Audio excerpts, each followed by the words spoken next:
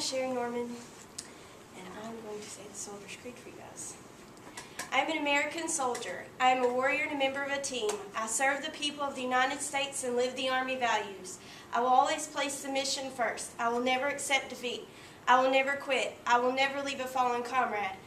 I am disciplined, physically and mentally tough, trained and proficient in my warrior tasks and drills. I always maintain my arms, my equipment, and myself. I am an expert and I am a professional. I stand ready to deploy, engage, and destroy the enemies of the United States of America in close combat. I am a guardian of freedom and the American way of life. I am an American soldier.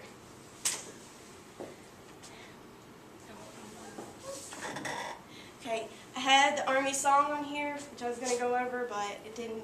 The music's not playing. But we have to know the Army song as well. Let's see. And this is the Soldier's Creed that I just said for you guys. Whenever I first joined the Army, I really didn't have a clue as to what I was going to do. Whenever I did join, though, they gave me a set of expectations and standards to live up to.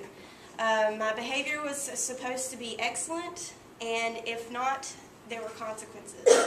Our NCOs, or non-commissioned officers, would discipline us in, like, we'd either do push-ups or have some kind of training that we had to do. Let's see. We had responsibilities that were assigned to us. When I was a 68 Juliet, or a medical logistics. I pretty much supplied medical supplies for other units. Okay, as a schedule, let's see, I don't have it on there. Okay, we had a set schedule that we had to go through each day. At 05, we'd wake up, shower, get ready for PT or physical training. After physical training, it lasted from 6:30 to 7:30.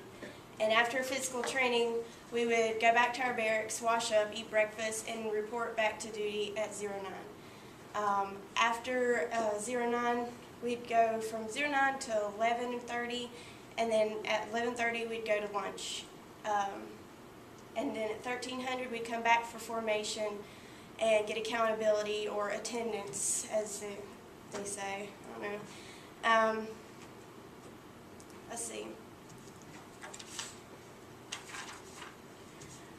After 1300, after our formation, we'd go back to our work duty, or our duty station, and we'd work from 1300 until 1700 or 1600.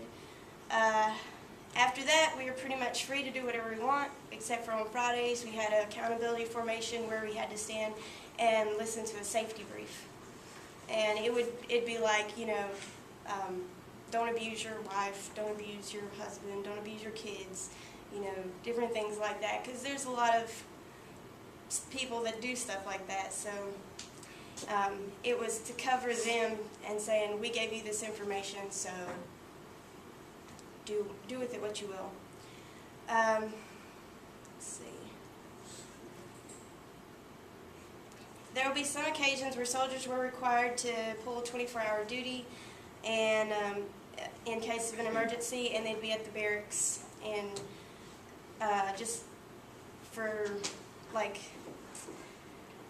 they started at 09 and ended at 09 the next day, and we had an NCO with us, so if anything really did happen, they could contact our chain of command. Let's see. Physical fitness. It's very important in the Army. I have physical fitness uniforms over here. This is our winter uniform with long sleeves and the pants. This is our summer uniform with the shorts and the short sleeve. And whenever we were in basic training, we had to wear these. It was called marshmallows, because you look like a big marshmallow.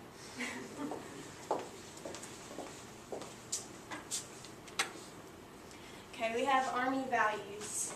I'm not going to read it. I'll let you go ahead and read it.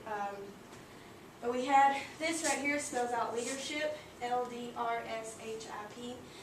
So those were our Army values that we had to go by each day. And we have to memorize stuff like the NCO Creed that was up there. before. Like if you're going to a promotion board, and this is the biggest thing about being in the Army, you always want to get promoted. I only got to E4. Oh, excuse me, E4. Yes, I do. I was like 350 points away. Everything's based on a point scale, and depending on your job, you have a certain amount of points that you have to reach before you get to the next rank. However, E1 through E4 is acquired as long as you do well and you get recommended, and then you get recommended to go to the board by your NCOs, and you get coins such as this from the chain of command. Like I got one from the Sergeant Major of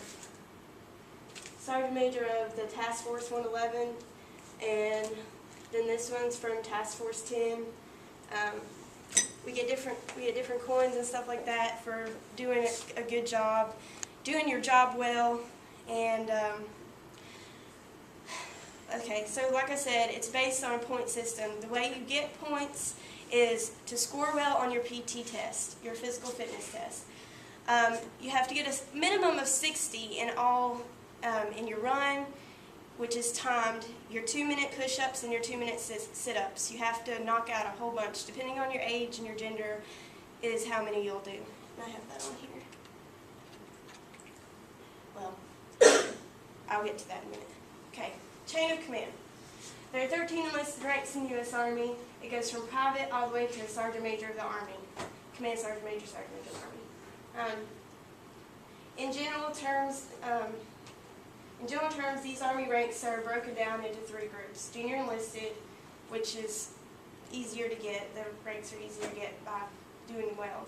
NCOs, which is a corporal, E4, which is a step above this, but it's still the same pay grade, through E6, and then senior NCOs, which is E7 through E9, which goes all the way up to first sergeant, and then after that, you get the Sergeant Major and Sergeant Major of the Army.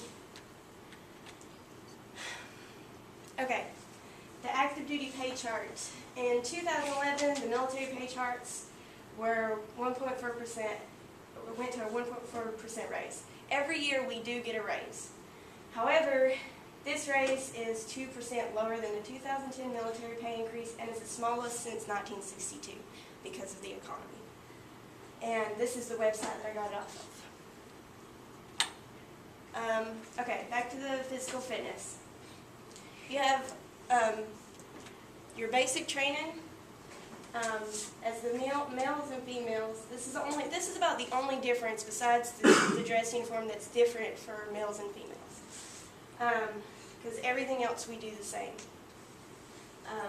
For a male, you have to do 35 push-ups, 47 sit-ups, and run your 2 miles in 16:36. And this is in between the ages of 17 through 21.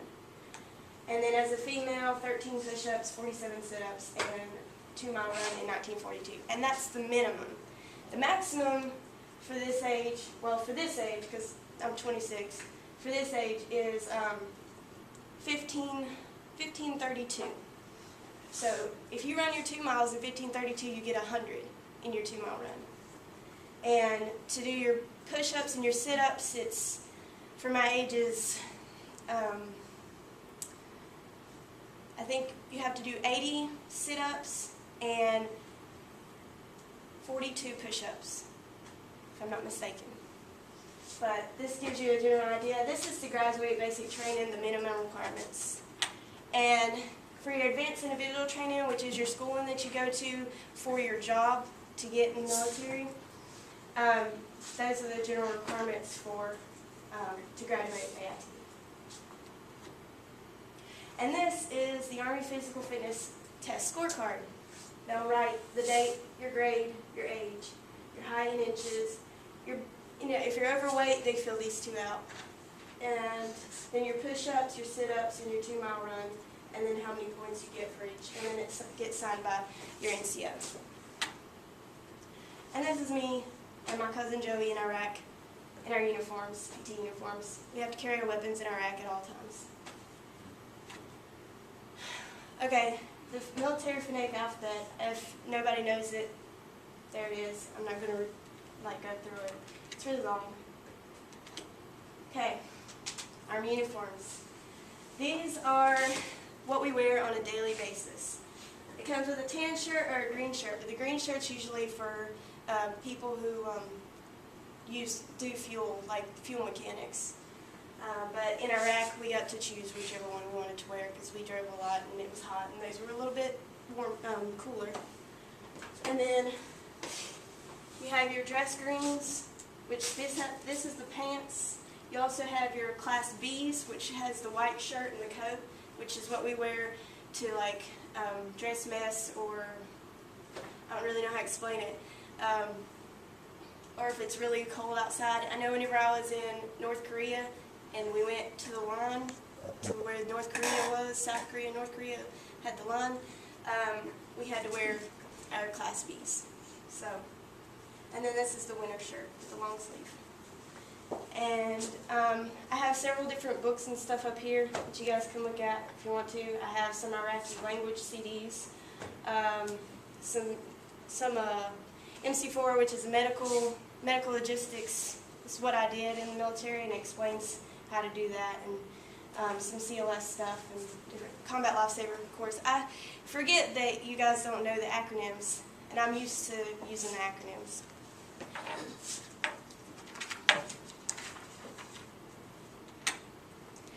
Okay, that's me in my winter uniform. I don't have that jacket anymore because I had to turn it back in.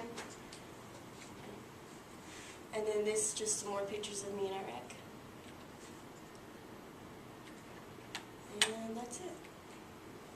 Any questions?